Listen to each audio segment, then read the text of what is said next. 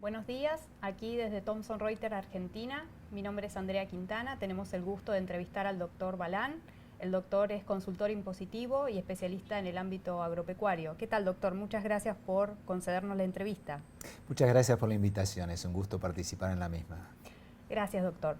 La idea de la entrevista es poder conocer. Sabemos que han habido cambios ya desde el ámbito, con la nueva reforma que están surgiendo de los cambios desde el año pasado, desde el punto de vista agropecuario, y nos gustaría saber y conocer cuál es su visión con respecto a esos cambios. Bueno, sí, importantes cambios en el mes de diciembre, viejos reclamos de los productores agropecuarios finalmente contemplados con la disminución de las retenciones de exportación, mal llamadas retenciones, derecho de exportación, realmente son impuestos a la exportación, y este decreto 133 del 2015 lo que ha hecho es justamente suprimirlas para ciertos tipos de productos agrícolas como girasol, maíz y trigo, o sea, la retención pasa a cero.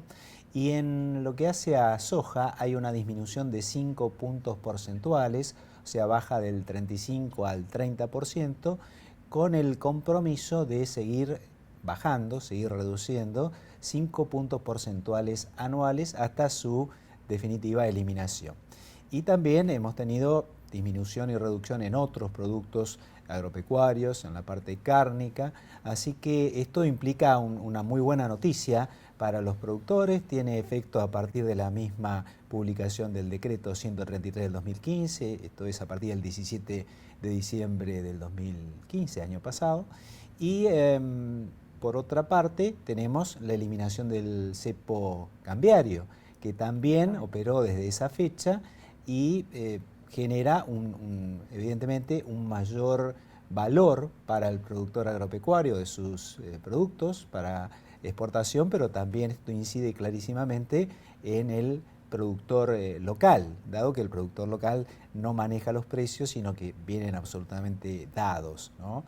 Entonces, esto impacta muy favorablemente en economías regionales que estaban muy afectadas por este doble problema, el problema del menor valor de la cotización del dólar, ¿sí? Tenemos una devaluación en esta primera etapa de alrededor de un 35-40%, depende en cuánto se termine ubicando finalmente el dólar, pero además tenemos la eliminación de las retenciones, como decíamos recién, o disminución en su caso, y todo esto impacta muy favorablemente para la producción que estaba pasando muy difíciles momentos. Todo esto se menciona en los considerandos del decreto, cuál es la situación actual del campo, la enorme baja que hubo, por ejemplo, en la cantidad de ganado bovino, o sea, una disminución significativa del stock ganadero, las menores superficies afectadas a cultivo de trigo de la historia y producción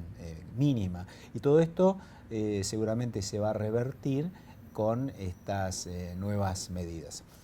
Hay que tener un poquito de cuidado con el efecto impositivo porque obviamente va a generar un mayor impuesto a las ganancias, dado que los stocks agrícolas, por ejemplo, el 31 de diciembre del 2015, ya van a estar con estos nuevos valores y esto va a impactar sin duda alguna. Y acá estamos con un problema, dado que no se acepta hasta ahora el ajuste por inflación impositivo, salvo que el contribuyente, bueno, lo discuta a nivel judicial y a través de la afectación del principio de no confiscatoriedad, bueno, consiga que finalmente se le tenga en cuenta, ¿no? Porque convengamos que una parte importante de la ganancia que obtienen los productores es una ganancia no real, es una ganancia ficticia, que solamente es una reexpresión de valores y no representa una verdadera utilidad. Pero bueno, este es un tema más de fondo, no es solamente el sector agropecuario el que resulta afectado por la falta del ajuste por inflación impositivo,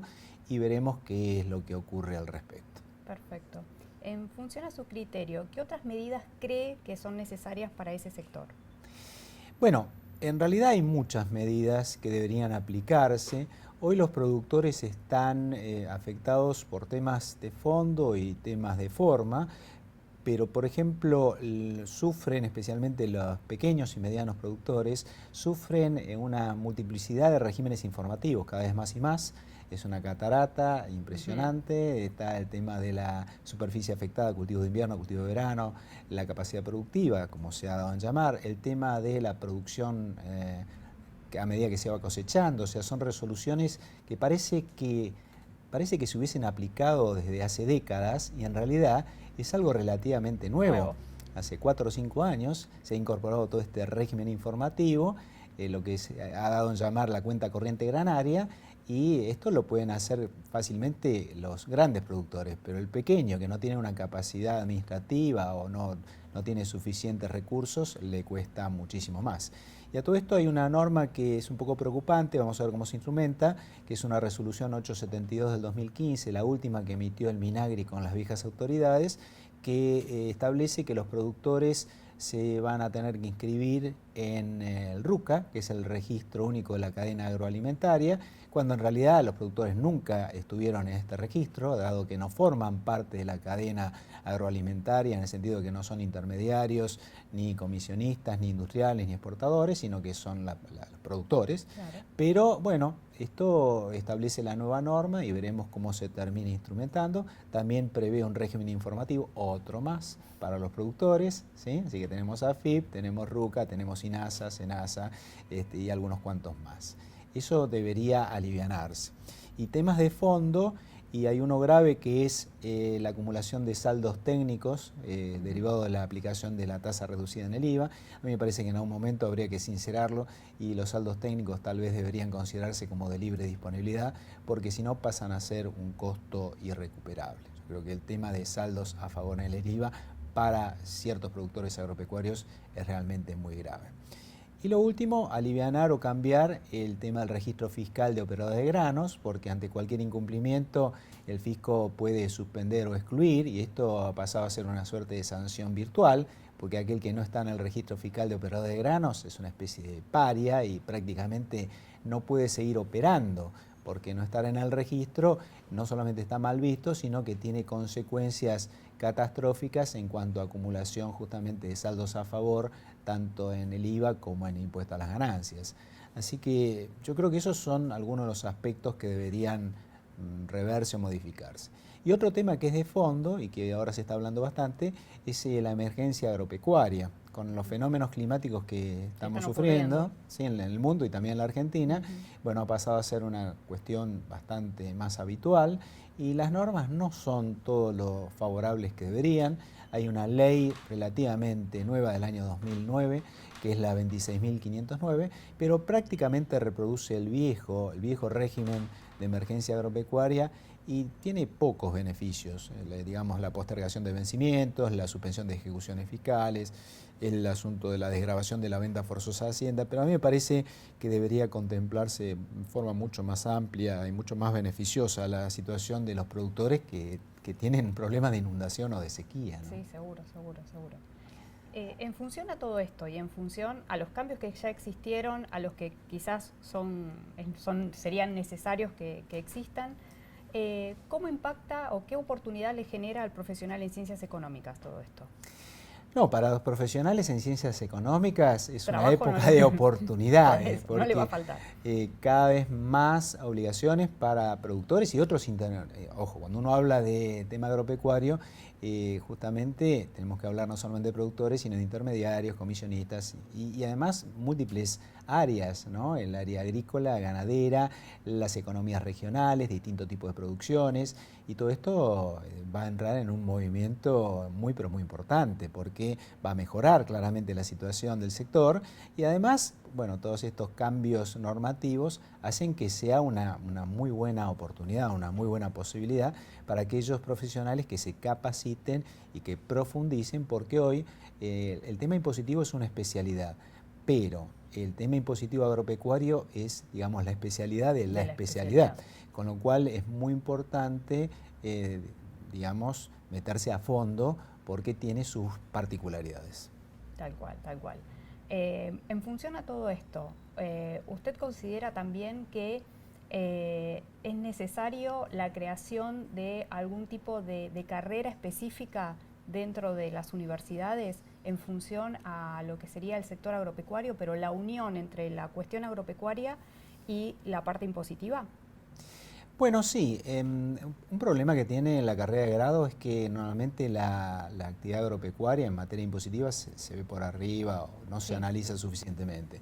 Sí, en los posgrados hay algunas carreras que se están también instrumentando o especializaciones, pero me parece que todavía son un poco aisladas y requiere la actividad un desarrollo, un estudio, un análisis integral, porque el profesional en ciencias económicas que se dedica a la actividad agropecuaria, bueno, no solamente debe conocer los aspectos impositivos, que son de lo más complejos y cambiantes, sino aspectos contables, aspectos societarios y laborales, que también tienen sus particularidades. Tal cual, justamente. Justamente por eso, entonces, quizás eso habilitaría el poder pensar algo mucho más específico. ¿Qué considera, además de todo esto, qué cambios pueden generarse en función a los cambios macroeconómicos que van a surgir? Porque una cuestión es la cuestión impositiva que estuvimos viendo y también una cuestión macroeconómica. ¿En qué puede beneficiar o no a este sector?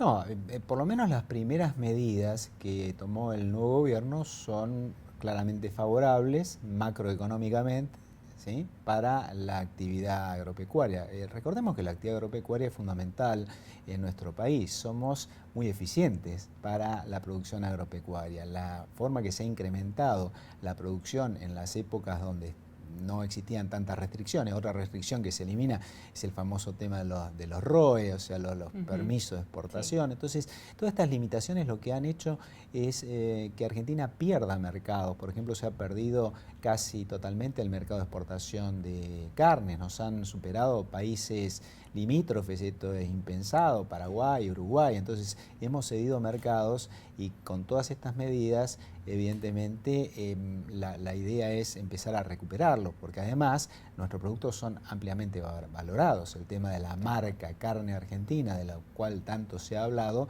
bueno, ahora es de nuevo una gran oportunidad, porque son productos de alta calidad.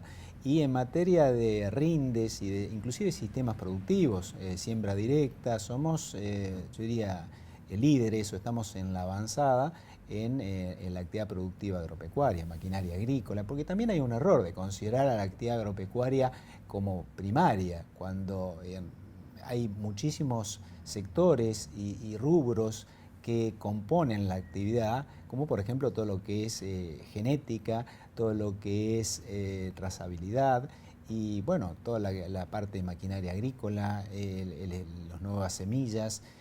Todo esto hace un combo que realmente el mundo está necesitado de alimentos. Argentina tiene la posibilidad de alimentar a muchas naciones. La capacidad productiva excede, no sé, más de 10 veces, 20 veces el consumo que necesitamos. Con lo cual, me parece que macroeconómicamente esto va a ser muy importante, una fuente de divisas que justamente estamos necesitando. Tal cual, doctor.